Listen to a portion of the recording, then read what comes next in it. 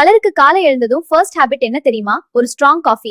ஆனா சில nutrition studies மற்றும் ஸ்லீப் ரிசர்ச் என்ன சொல்றது தெரியுமா? சில நேரங்களில் காஃபி விட டீ பெட்டர் மார்னிங் ட்ரிங்காக இருக்கலாம். காஃபி மற்றும் டீ ரெண்டிலும் கேஃபீன் இருக்கும். ஒரு கப் காஃபில சுமார் 80-100 mg கேஃபீன் இருக்கும். ஒரு கப் டீல சுமார் 30-100 கேஃபீன் மட்டுமே இருக்கும். அதனால டீ மைல்ட் ஸ்டிமுலேஷன் தரும், சடன் கேஃபீன் ஸ்பைக் குறையும். டீல ஒரு ஸ்பெஷல் அமினோ ஆசிட் இருக்கும், அதுக்கு பெயர் L-தியானின்.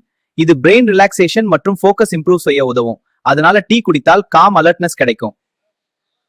டீ, குறிப்பாக கிரீன் டீ மற்றும் பிளாக் டீல ஆன்டி ஆக்சிடென்ட்ஸ் அதிகம் இருக்கும். இதில் பாலிஃபினால்ஸ் மற்றும் கேட்டச்சின்ஸ் இருக்கும். ரிசர்ச் சொல்வது ஹார்ட் ஹெல்த் இம்ப்ரூவ் ஆக உதவலாம், மேலும் இன்ஃப்ளமேஷன் மற்றும் ஆக்சிடேட்டிவ் ஸ்ட்ரெஸ் குறைக்க உதவும். காஃபி ஒரு அசிடிக் பெவரேஜ். சிலருக்கு காஃபி குடித்தால் கேஸ்ட்ரைட்டிஸ் அல்லது ஆசிட் ரிஃப்ளக்ஸ் அதிகரிக்கலாம். டீ பொதுவாக ஸ்டமக்கு கம்பேரிட்டிவ்லி மைல்ட், அதனால சிலருக்கு டீ ஈஸி ஆப்ஷனா இருக்கும்.